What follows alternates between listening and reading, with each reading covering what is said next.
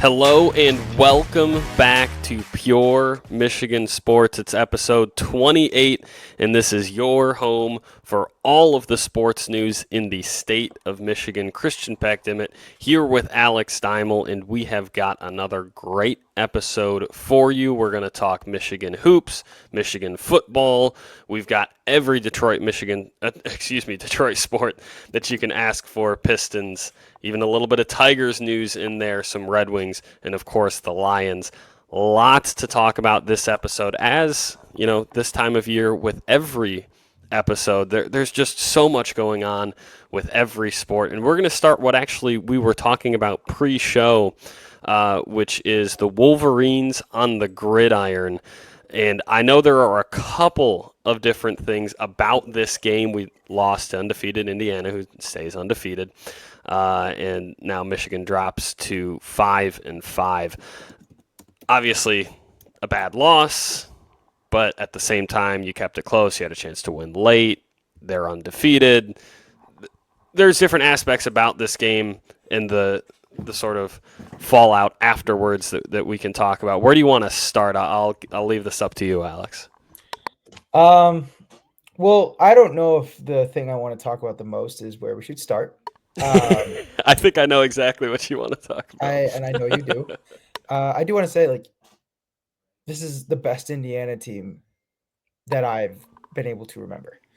And we've ironically had some close games against Indiana, when in years when we should have blown them out. So keeping it close against an undefeated ranked team that is doing well for the first time, really ever, that they're doing this well. You can't hang your head on it. There were definitely a few mistakes. Obviously, we were just talking about the Sharon Moore, clock management and fuck it. I'm going into this. I truly did not think I would hear the name John Korn associated with Michigan football until he did something massive in the news, or as terrible as this sounds, he passed away or something. I really never thought I would hear his name again. And unfortunately, that is a testament to what he did here. It is a testament to exactly how pathetic he was in a Michigan uniform. So for him to go out and criticize this Michigan team in a loss against a 10-0 Big Ten team blows my mind. Yeah, you may not have, I don't even remember what the tweet was because I just remember it pissing me off. It was something like, I can read it off for you if you'd like. Please do. So John O'Korn, who, by the way, has been very active on Twitter in general recently, I'd highly recommend, especially for old Michigan fans. We'll clue you in real quick. He is a former Michigan quarterback. Probably 4 years ago? 16 and 17. 16, okay, so a little longer than I thought. Played some very, very poor football under center, was sort of reminiscent of the quality of the team at the time, and just wasn't very good, was terrible, and it has almost become a meme of the John O'Korn days. And now it was one of those things, every fan of every college sport, has that I was a fan back when John O'Korn was a quarterback. I'm not a bandwagon. So all of those same fans probably remember the fact that they don't remember half of these people. And we really didn't remember John O'Korn until that name was mentioned and immediately go, oh my gosh, I forgot about him. And he's very active on Twitter these days, including a tweet that he put out, of course, after the Saturday loss, where he says, if you're wondering how bad things are in Ann Arbor right now, ... even I was 2-0 against IU. Yeah, and in one of those games, it took overtime to beat them. You were 10 for 20 with 58 total passing yards. No. When are you allowed to talk shit? Yeah. It was his last year in Michigan in 2017. I'm looking at it right now. It was a 27-20 overtime win in Indiana. O'Korn went 10 for 20 with 58 total yards. His longest completion was 17. The week before that, he went 16 for 35 with 3 interceptions against Michigan State and lost 14-10. He, by the way, this season in question appeared, I believe, in 9 games. So get this in Something your like that. head. Yeah. These are not. This is not my stat of the day, but it's quality. It's this level quality of a stat. Oh, He appeared my in 9 games, threw 2 touchdowns and 6 interceptions. that That that in and of actually is itself is my impressive. that is my stat of the day. The fact that this guy is talking shit and he threw triple the amount of interceptions to touchdowns his senior year at Michigan. Oh, I think you muted yourself. I did. It's a wild ratio. It really is. But to Oh be my God. honest with you, I wasn't super irked by this. I know that you were. I more laughed at it than anything. It's for the amount of pain and suffering that this year has been for a lot of Michigan fans, especially considering like you're because think about it this way, as much as this season would have been expected, you're coming off of such a high of winning a national championship, going undefeated. Then you have all the Stallions shit on top of it, and then you're going into this. Like, it is not the best time in the world to be a Michigan football fan. But when you have a guy that is reminiscent of the darkest days of our generation and being Michigan fans, where you knew that like this was not the expectation, but in our lifetime, we had not seen what the expectation should be. For this guy to just come crawling out of the clouds like this is insane. And I know Rod Moore tweeted back at him. And Rod Moore put it perfectly. He said, who are you? Who's going to remember you?" Something along those lines. Basically, like you aren't remembered. Who are you? Why are you speaking right now? Which is exactly what should be said, especially from a defensive captain who has been, who's here now in the struggle, but was also here in the glory last year. I'll be real. I get why Rod is mad at it. I get why if you're a part of the program, you deserve to be mad at it.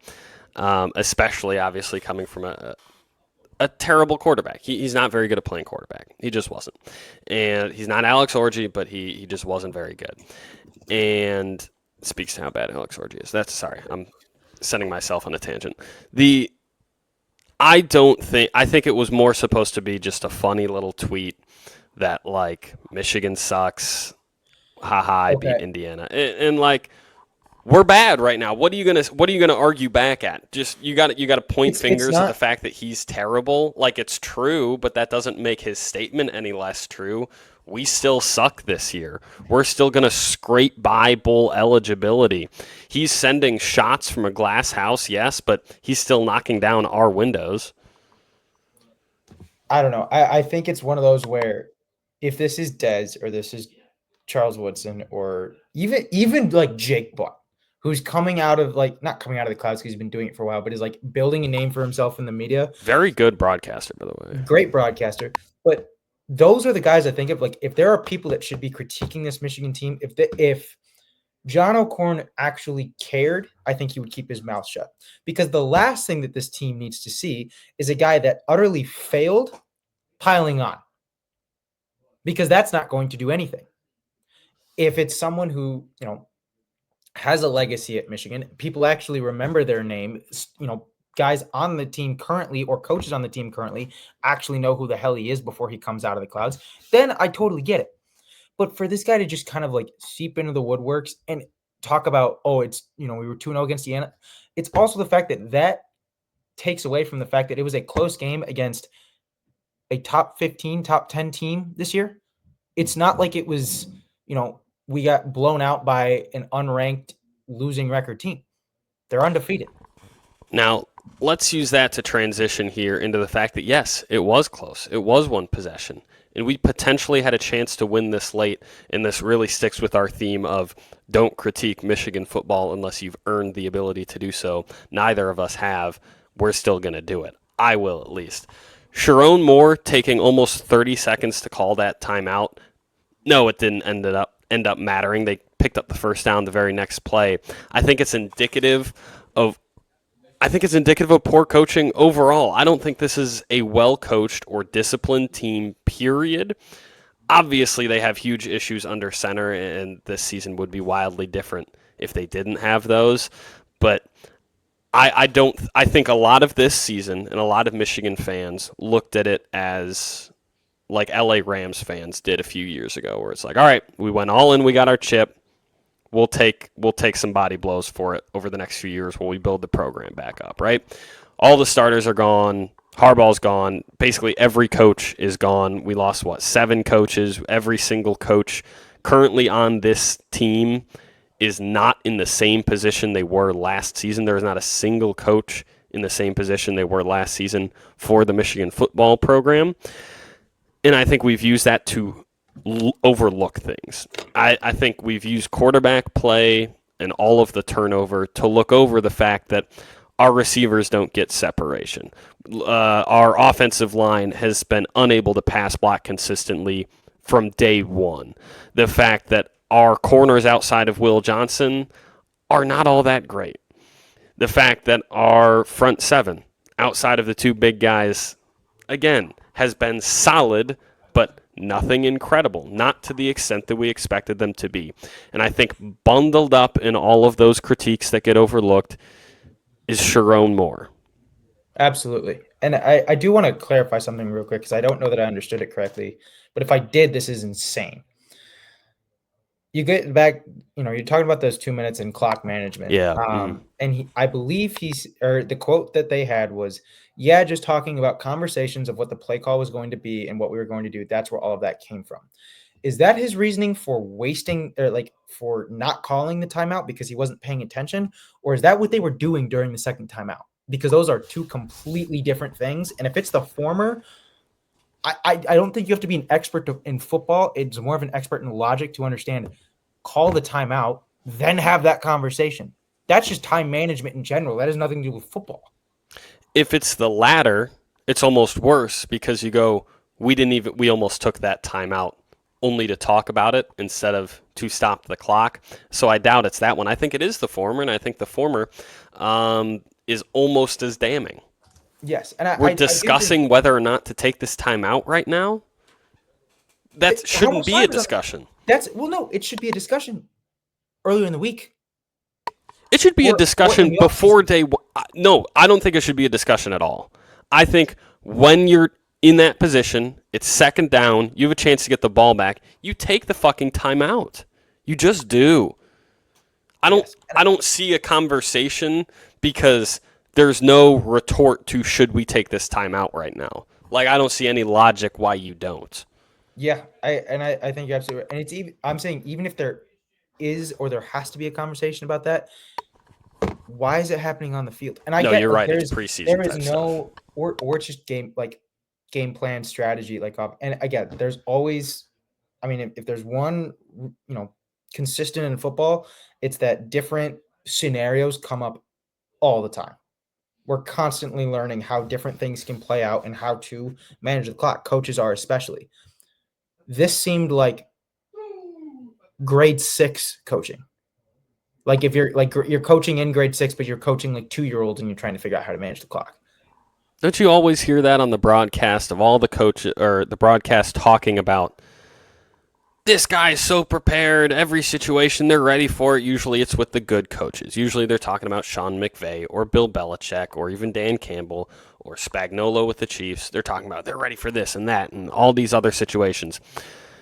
You know why you don't talk about the coaches that don't say they're prepared, that don't seem prepared? Because it's clear. Because you see it right there. Absolutely. And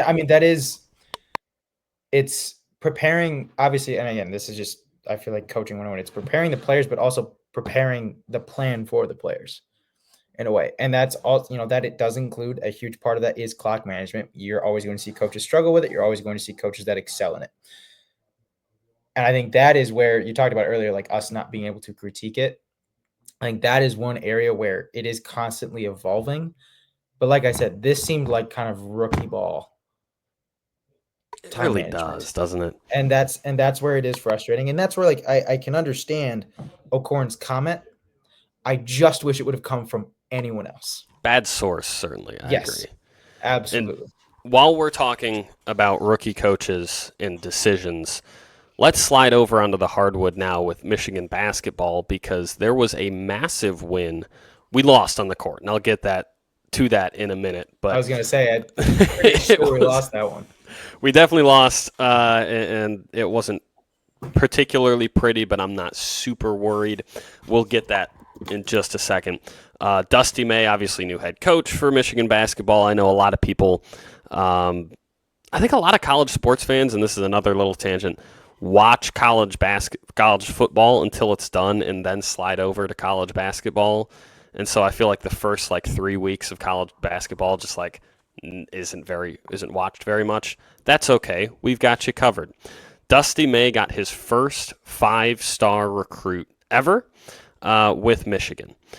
That's a big deal. Obviously, I know 5-star gets thrown around a lot. I don't know that a lot of casual sports fans know that at any given time in football, in basketball, there's 30 to 50 5-stars in the country. I mean, these are a handful, guys. These are very, very rare.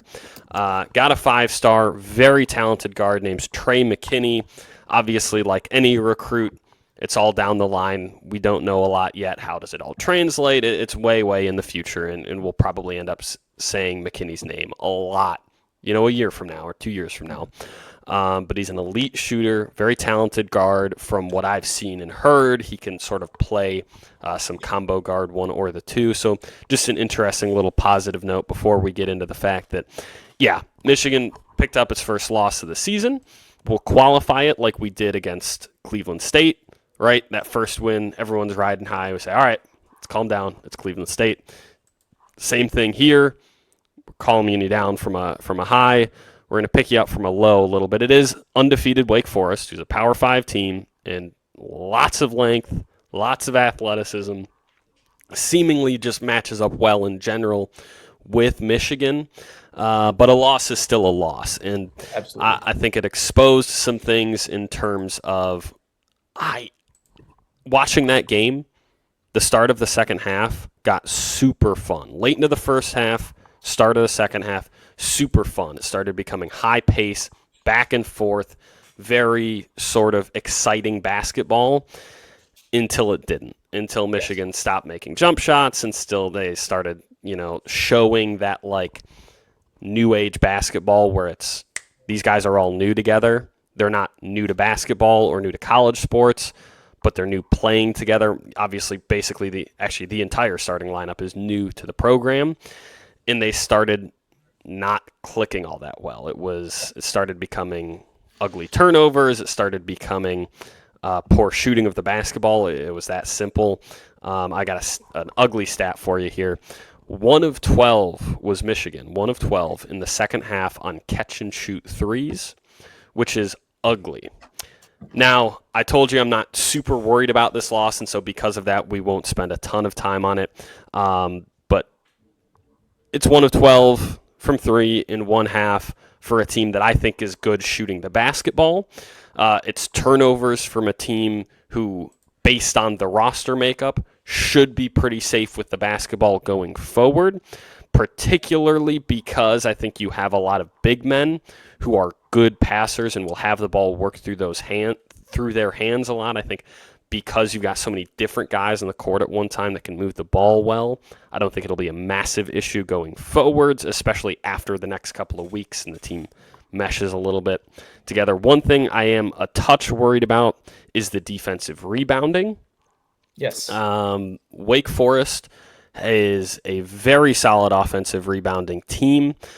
They're very long, they're very lanky, they're very athletic, but I think it exposed some things with Michigan because we have 2 7-footers on the floor, at least starting and for a lot of these, a lot of minutes in this game. In theory, that makes you a good rebounding team, right?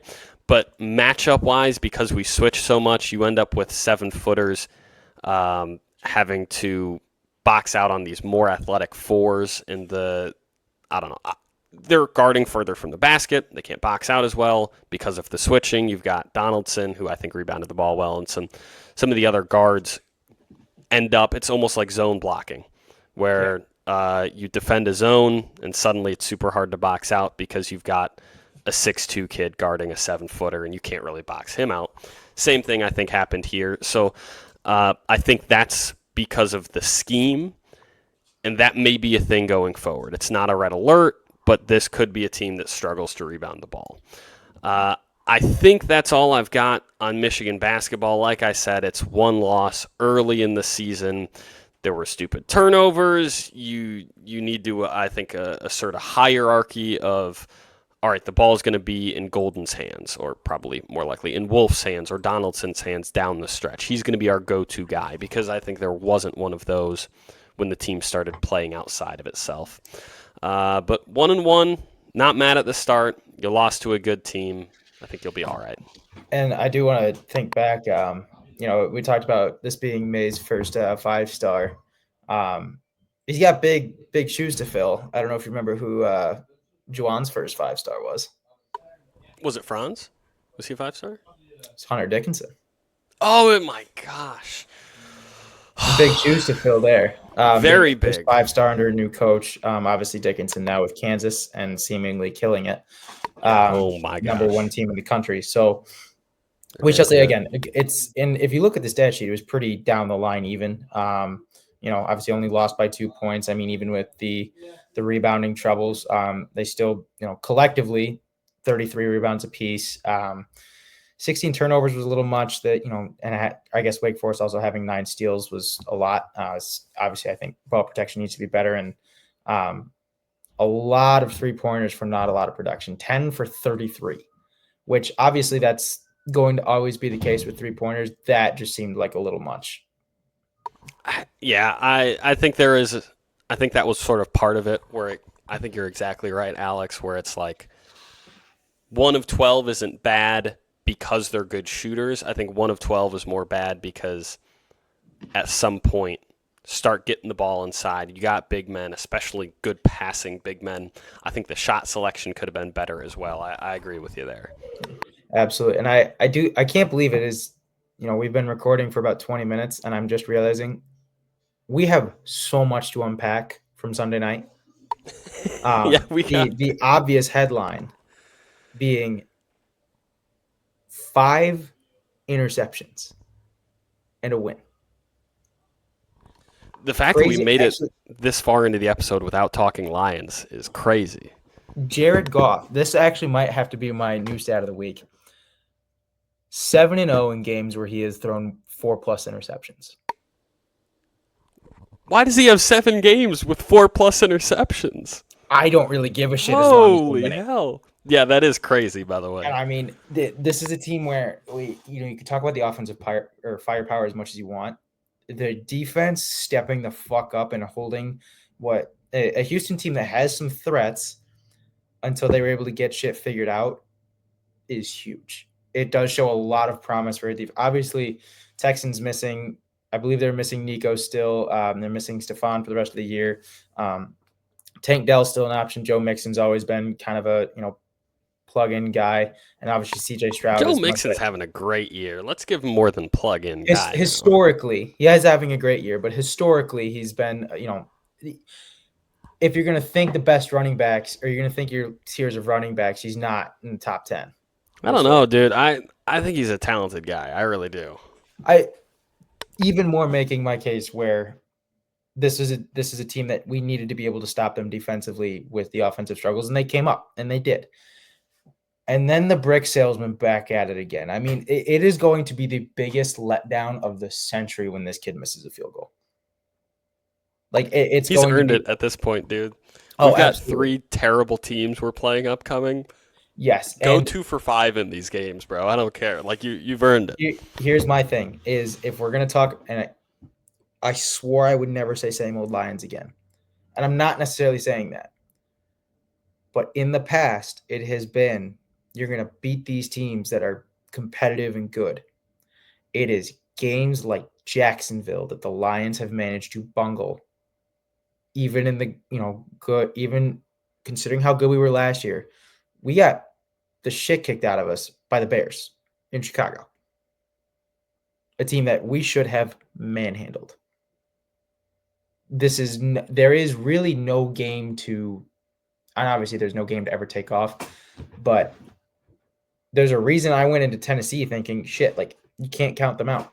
Jacksonville, what are they, 2-8? They've got to be 0-0. because you really never know.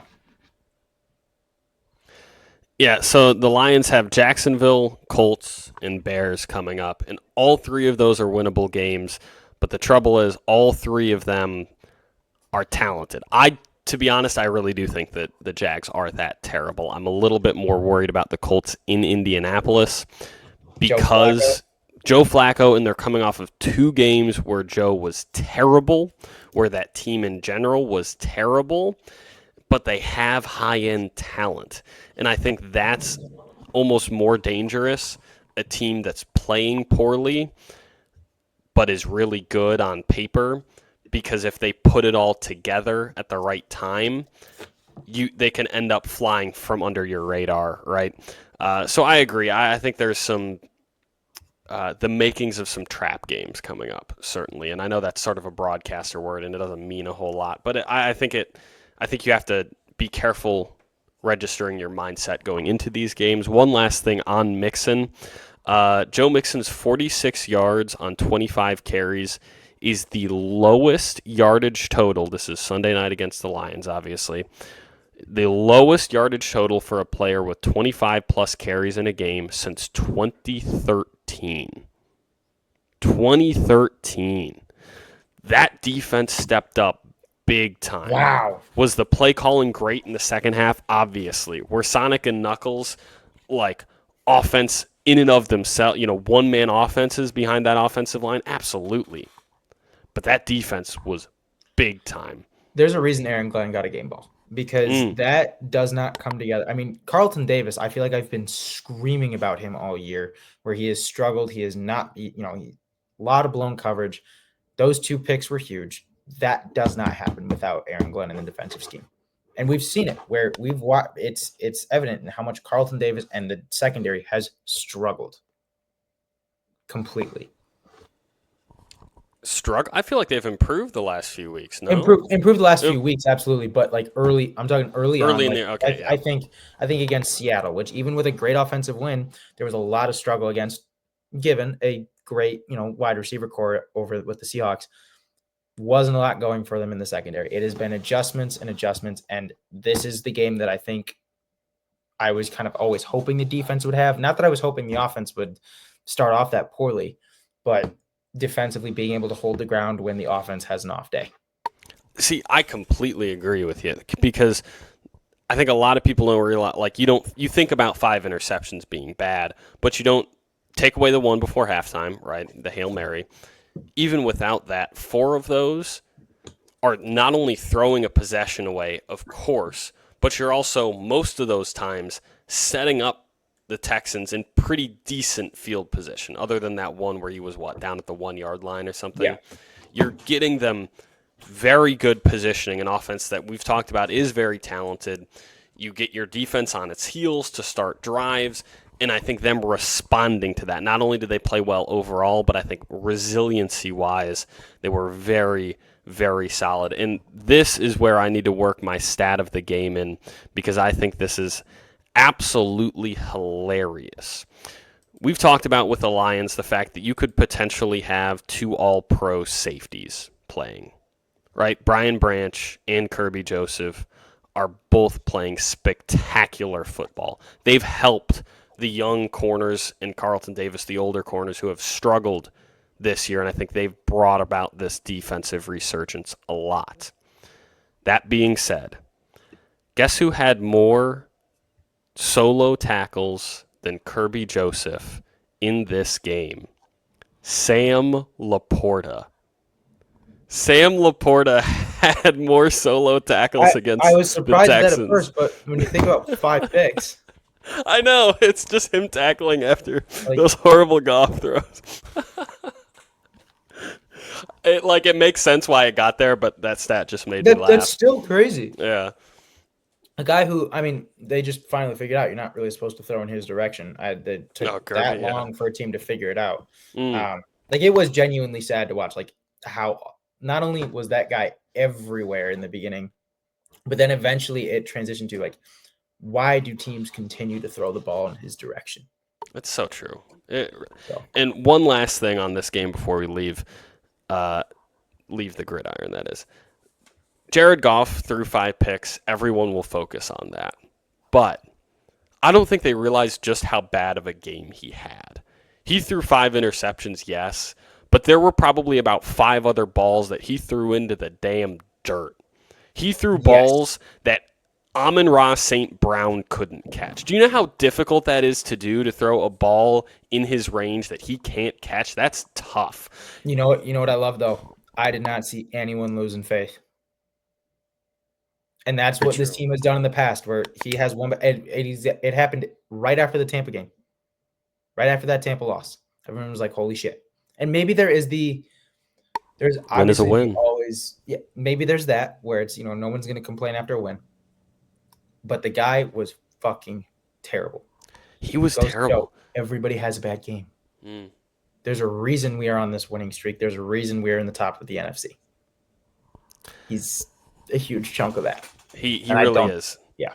Yes, it's bad that he basically threw away his MVP award with one game because it was so horrendous. But the Did fact he? that he absolutely did. He Did he? absolutely did. You're telling me he Because doesn't ball you out the don't rest of have, the year? I am telling you that, because what was he lacking in your MVP case is he doesn't have the total numbers. His yardage isn't that great on the season. He's like middle of the pack. Even his touchdown passes numbers So, weren't that great. It who are was you the giving it to? efficiency. Who are you giving it to? Right now, Lamar, easily. Come on, dude. Lamar, I keep forgetting that the fucking NFL doesn't have MVP based on conference. I've got MLB and you Cy got your Young baseball. and all that stuff. I've got baseball awards in my head right now. Be You're great. right. It would have Yeah, to because be he'd Lamar. fly. He'd fly away with the NFC Yes. one. Yes. But yeah, I think because his case is based on efficiency, Wow, that was a it, really bad look. it was Um, the Shit.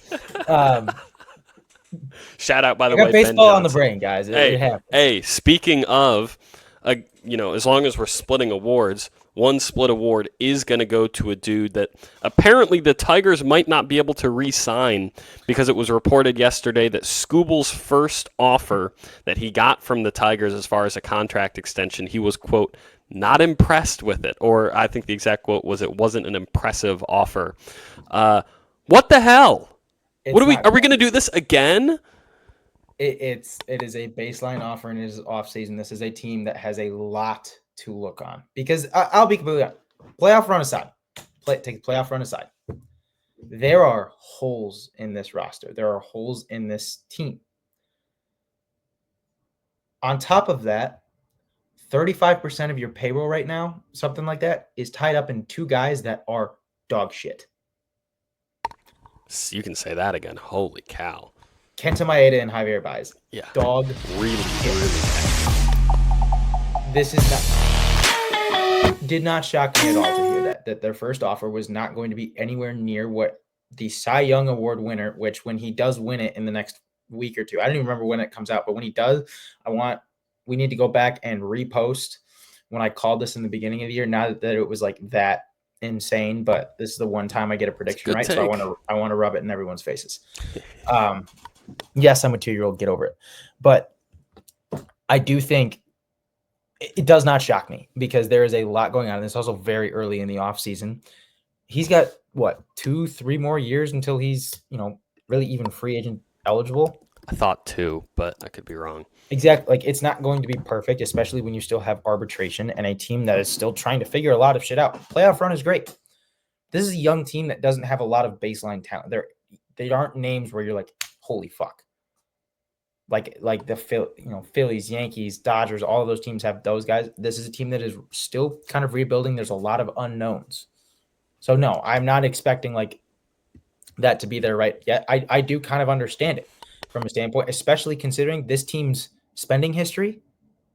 That's my thing. Is I think it just not a spring chicken, man. He is 27. It's true. And with that, I'm not saying that's old by any stretch, but if you think about what he's going to be looking for after a Cy Young Award season, it's going to be like a 13, 14-year deal. I think the trouble is just the fact that exactly what you mentioned there. Tigers fans sort of immediately cringe and go, yeah, the history is not great as far as spending big to get big stars. Yes, and recently. I I mean, on that note, I have every single site is doing where they predict free agents are going, and I have seen way too many sites predicting Alex Bregman to the Tigers. oh, Way too many as a potential fit, and there are why? You so just don't many think we'll obvious. shell out the money? It's. I'm afraid we will, and here's why. And there are so many reasons behind why you're reunited with AJ Hinch. The hole at third base has been one of your biggest flaws outside of the Andy Ibanez Astros game. Like there are so many logical reasons as to why this would make sense. But this is a guy who is not old enough to not expect a long contract. And by long, I mean anywhere from 6 to 8, maybe 5. There's way too much potential for this to be another hobby because he is not he's a little bit past his prime here. Yes, he's still putting up 25, 70, but the guy's 31. You want to lock him up until he's 39, 40 years old? The back end that Doesn't would fit the literally team's timeline. doesn't fit the team's timeline, and it would prove that things really have not changed in Detroit, which would piss me off. And that is exactly why I understand, as much as it may frustrate me thinking about losing Skubal, that's where I understand why they're not going to put a huge chunk of money, or I guess they're going to put a huge chunk of money in his hands eventually compared to what the rest of the world is going to make. But it's not going to be exactly what he wants right away. And no, it's not going to impress him because they have there is business to this, unfortunately, as much as I hate to say it. That's fair. That's fair. I think I usually no. I think I like that. Calming me down a little bit, bringing me back to center there because I was starting to get worried. It's November. Yeah, very true. It's November and he still has another year. Like, there is a very good chance that we do not see a Skubal extension until next summer. Yeah, true. There's a lot of time. There's a lot of shit for this team to figure out. And talking about teams that need shit to figure out. Yeah, good transition. Since we last talked, the Red Wings are 1-2. They're now below 500, including in that 1-2. We beat the Blackhawks like we probably should have, and then turned around and had back-to-back losses on back-to-back nights. Yes, against to good teams. Good teams. But yes, to good teams, but losses are losses. Here's what scares me, is you have what seems to be kind of the annual West Coast trip coming up where it doesn't start tomorrow. Tomorrow they're in Pittsburgh against Sidney Crosby and the Penguins. Then on Friday, they start their West Coast trip. They're at Anaheim, at the Kings, and at the Sharks. You can afford to maybe give an OTL in one of those games right now. And that one team would be the Kings. A loss to Jake Malman and the Sharks, I think, would kill me. And a loss to this Ducks team, who let me pull it up here. I don't know. What would the Ducks be? Yeah, bottom of their division with 12 points and a -12 because it is your favorite stat, a -12 goal differential. Appreciate you. This you can make the excuse that Rangers, Maple Leafs, these are all playoff bound teams, and you had a good win against Chicago. Defensively, it was a mess, and that is what scares me going into this trip. Is you cannot feels like afford it has been a mess. Yes, well, it has, but it was especially there for the Leafs and the Rangers. And I mean, again, these are teams that have a lot of offensive firepower, and it's not going to be perfect. Even the Hawks have some. You've got Burt, you've got Bedard. So holding them to one goal is not chump change. But they need to kind of turn it around on this trip. This is the perfect time to get some easy points and not start a plunge, because the one thing that I'm still convinced killed this team last year was that stretch in January, February where they went, I think, 7 or 8 games without a point. That cannot start to happen again, especially this early on. It's a big run, and it's a big run to build momentum for this team, certainly. And you already used your stat of the week, yeah? Yes. I think I actually used 2. Perfect. The more we love our stats on the show, and I don't know why we haven't done this earlier, just pointing out like having a stat of the day. No drum roll required. I've got a stat of the day that hopefully will make everybody out there Very happy. My stat of the day. Last year, the Detroit Pistons won their 4th game in January on the 15th. They already have 4 wins. Yeah, Yes, they only have Cade 4 Cunningham wins. kind of sucks, right? We don't like him on this show. Who? Cade Cunningham, you know, total underperformer, Dude, right? he's so fucking good. Oh my gosh. You think he gets another one tonight? Triple double. Yeah. I was so pissed. So he had 3 straight triple doubles, and then when we lost a few nights ago, he had, what was it, 26, 9, and 8. I was like, Yeah. oh man. But I four thought in he a was row. going for 4 in a row. I know. Well, I thought. so he blew it? No, he was like 3 combined points and rebounds away from a triple double, which is, arbitrary. Like, it still, doesn't take away from the fact that he still had a really good game. But yes, is it sad that I'm applauding 4 and 7? Absolutely, it's very sad. But But think as a about where we've Pistons, been, dude. oh my gosh, exactly. Think about where we've been, because 2 years in a row, the worst record in the entire league, and we're now sitting up, looking down on, standings-wise, the Bucks and the 76ers, and I'm not going to say that they don't have their own problems. I'm not going to dissect them right now, but that feels really good. Like, it shouldn't feel this good to be 3 games below 500, but it does. You know It's what I going mean? to. I Like, mean, oh, every Detroit team has been through something like this the past few years. man. Like even Michigan, it was finally beating Ohio State.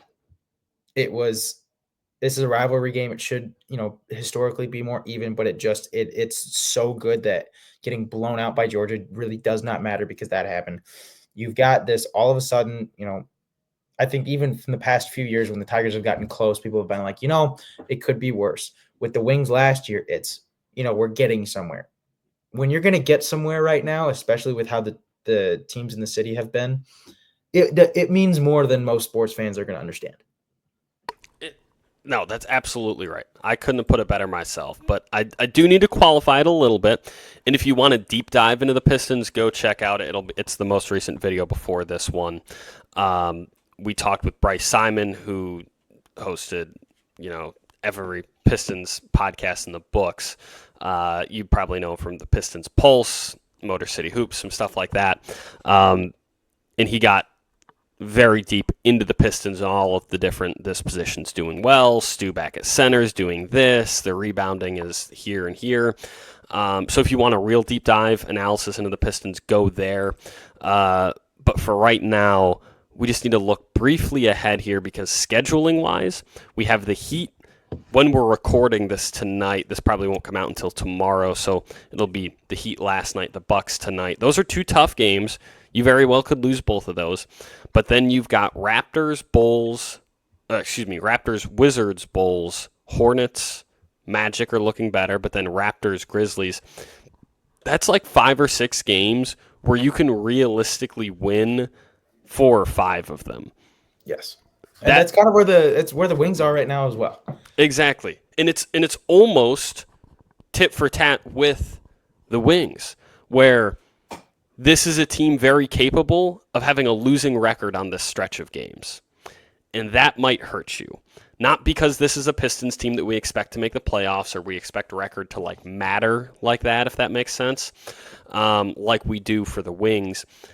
But as far as mindset goes and like a little mini turnaround that we're feeling right now and some momentum for this team, I think you start to lose that if you, in the next 7-8 games, beat the Wizards and the Raptors one of the 2 times, and that's it. Absolutely. You know what I mean? Yeah. Like it. And it's going to be ugly. But again, it's also the beauty of it being early. Long season. As we saw with the Tigers, it is a very long season, and you never know. I feel like that's kind of it, right? Yeah. Hey, we hit a lot on this show. We popped around to a little bit of everything. We had a lot of news to talk about, so that's just what we did. But as always, we love to leave you with some bets of the week, bets of the day. How could I forget? And I've got usually what we do, and we'll continue to do so, is each of us have a Michigan pick and a non-Michigan pick. So something related to Michigan sports, something not. I'm going to go with Michigan sports. We have our one of our first NBA Cup game tonight. So that's that new thing for those of you that don't remember. It's only its second year in existence. I think it's 4 games out of the year count towards the NBA Cup group play record, and it's whatever. I don't super care about it, but I think it'd be interesting if the Pistons could be competitive in it. Game 1 that counts towards that is the Heat tonight.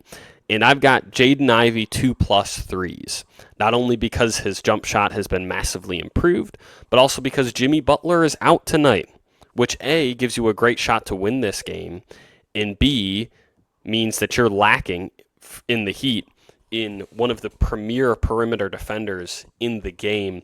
I think because of that, they shift around their defense a little bit, and they're better defenders. Probably Terry Rozier is going to be on Cade Cunningham. Maybe they put Highsmith on him, but that's neither here nor there. The point being, you're now going to have a lot less attention to give to Jaden Ivey, and you can't really afford to leave him in single coverage. I think he knocks down a couple triples when they leave him. So that's my Michigan pick this week. All right, I got tomorrow, as I mentioned, Wings at Penguins. I got DeBrincat anytime. I don't think the odds are out on it yet. If they are, I don't know. But he did have 2 goals against the Penguins in a previous matchup where the Wings lost 6-3. So I'd take him to get a goal tomorrow being Wednesday the 13th. And then for my non-Michigan pick, our lucky fans will see. Actually, they'll know when this episode airs whether or not I was right. It seems like a trap game, and I'm saying that I know better than Vegas because I'm an idiot. Leafs Senators overs 5.5 seems criminally low. So we're going to take the over on that one. We'll see what happens. Vegas normally knows something I don't, but it's the joy of gambling. I like it. I've got one for a little bit down the line. It's not till Thursday night, and it is Thursday night football. Commanders Eagles, and it is in Philly.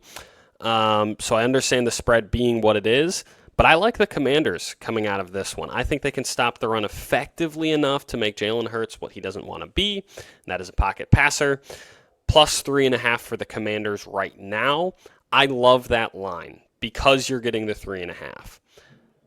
And I know we don't usually qualify our bets, but I will throw out there if it drops down to 2.5, I feel less good about that. So don't maybe tail it as much, but 3.5. I will, just to make you feel bad. Thank you. I appreciate that. Commanders plus 3.5. Lock that sucker in, and that will do it for, what is this, episode 27 of Pure Michigan Sports. I named it a cornball, but that was just me getting mad. So I kind of love that, actually. Say goodbye now to a cornball until next weekend. Go drop all of the follows, all of the likes. It's been Pure Michigan Sports. Thanks for joining us.